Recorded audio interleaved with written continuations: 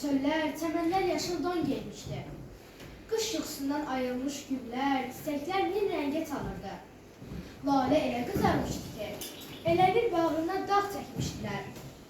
Nərgiz gülü bağa girən kimi ətrafına baxıb özünü itirdi. Bənövşə aciz-aciz boynunu əyib durmuşdu. Qönçələrin açıldığını görən Şeyda bülbül sevinir, qızıl gülə baxıb ah-naləyə başlayırdı. Çəmənlərdə yasəmənlərin xoş rəngi, ətri, gözəlliyi qəlbə fərəh verirdi. Təbiətin belə gözəl çağında meyvələrin dilini bilən bir nəfər arif adam bağa gəzməyə gəldi. O bağa girən kimi meyvələrin fəxr edib öyündüklərini gördü. Alça deyirdi: Dünyada mənim kimi gözəl meyvəhanə, qızdırma xəstəliklərinə atılanların şəfası, ağzı olanların dəvası mənəm mən. Bütün həkimlər dediyi kimi də baş ağrısının da dərmanıyam. Alça sözünü deyib qurtaran kimi gavalı hirslənib özündən çıxdı və alçaya dedi: Ey əfər, utanmırsan ki belə öyünürsən? Turşluqdan dişləri qamaşdırırsan. Sənin yiyən adam ya əzgin olar, ya da iflis. Meyvələr içində səndən yaraması yoxdur. Mənim adımı isə cavalı qoyublar. 100 min tərəfə saçılan budaqlarım var. Dür kimi saf, gah yaşıl, gah qırmızı, gah da zərfəran rəngini çalan meyvələrim var. Gilas gavalının səsini eşitsək, ona belə tənə vurdu. Heç utanım xəcalət çəkirsən? Bəsdir özünü bu qədər təriflədin. Sənin dadına baxan hər adam gərək gündə 3 dəfə bal yesin. Mənim üstümdəki gözəl libasım isə heç bir meyvədə yoxdur. Dənələrim göydəki ulduzlara bənzəyir. Mənim hər budağım bir sərf ağacıdır. Bütün gözəllər mənim həsrətimi çəkər. Bu sözləri eşidən əri qışqırıb dedi: Gör Gilas nə qədər qudurub, ey qarğa və saxsamların yemi, bu evlə fəxr edib özünü öyürsən. Vücudun bir damcı su ilə sümükdən ibarətdir. Səni yiyən ziyandan başqa bir şey görməz. Səni bəsləyən bağban axırda zərərini çəkər. Mənim adım isə əriş qoyublar. Gəh zümrüd kimi yaşıl, gəh də qızıl suyuna salınmış kimi sarı oluram. Bağbanlar məni qurudurlar, karvan uzaq ölkələrə aparırlar. Məni hər yerdə əziz tuturlar. Mən xörəklərin dad ləzzətiyəm. Əriyin dediyini eşidən alma acıqlanıb qışqırdı: Ey qurdlu, vərəmli, yaxası yarıq, sənin paltarın tozludur, özünə torpaq dadı verirsən, xasiyyətini bilə-bilə özünü öyürsən. Səni yeyənin qarnı şişər, bəlaya düşər. Mənim adımı isə alma qoyublar, üzüm al yaşıldır, paltarımsa atlazdandır. İki sevgimin arasında hamıdan məhrəməm. Məclisdə heç kim məni qoyub, başqa meyvələrə əl vurmaz. Alma bu sözlərlə öyünməkdəykən armud irəli çıxıb dedi: Ey şeytan kim fəsad törədər, tərifə layiq olsaydın, adın alma yox, al olardı. Mənim isə adımı armud qoyublar. Yaxşı xasiyyətim var, muşturanlıqla yeyərlər. Hər xəstəyə şəfa, hər dərdə dəvaya.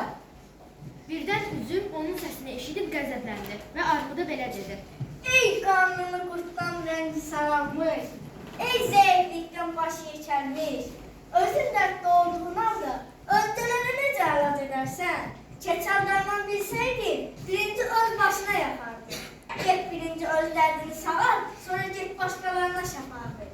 Mənim adım isə bizim qoyublar. Səbiz, çişmiş, mövlüt məndən olur. Meyvələrin içindən hamıdan əziz mənəm.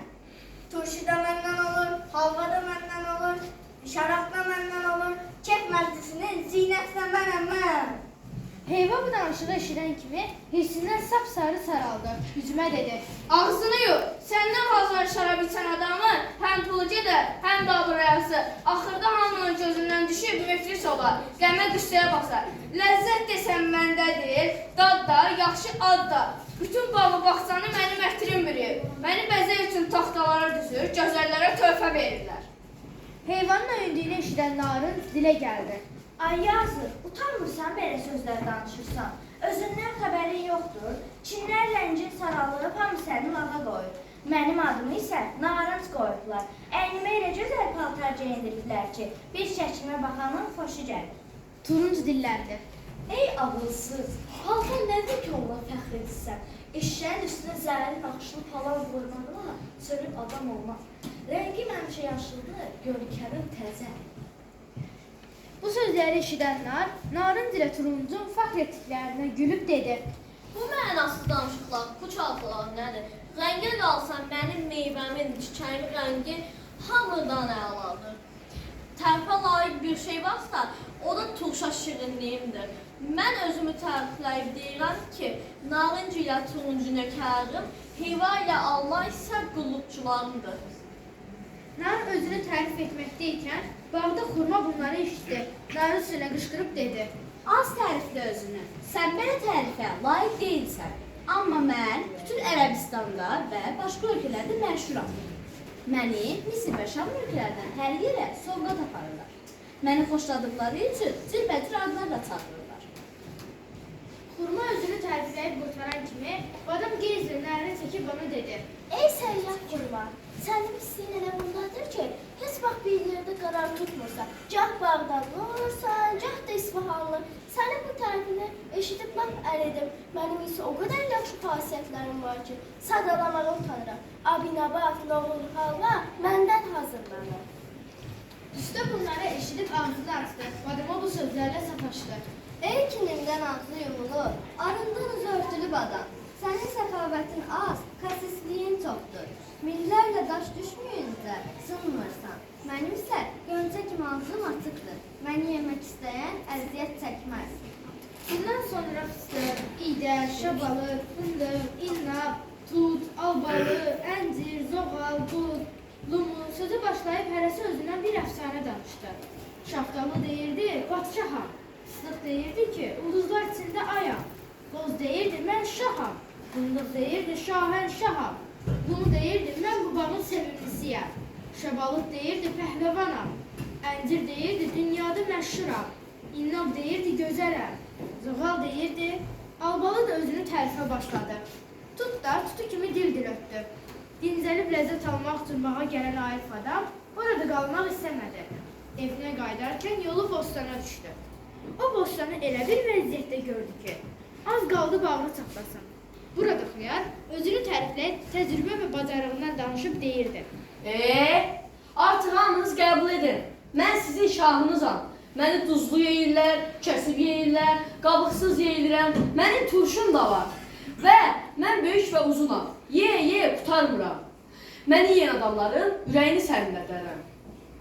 Gəlməyin tərifini eşidən, bunu eşidən gəlmək yüzünü xiyara tutub dedi. Ay zalım, bu tərif nə deyilirsən? Sənin bircə quraatdan başqa nəyin var? Camış əti səndən dadlıdır. Tərifə mən layiqəm ki, həm xəstələrə şəfa, həm ürəklərə səfa verirəm. Gəlməyin tərifini eşidən qarpız elə nərə çəkdi ki, dəniz kimi cuşa gəldi. Məyər bu xasiyyətlər məndə yoxdur? Mən dərdlərə şəfa, gözlərə işıq verirəm. Qızdırma və baş ağrısının dərmanıyam. Rəngim qırmızı, suyum saf və şirindir. Bunları eşidən Bozun hiddətləndi.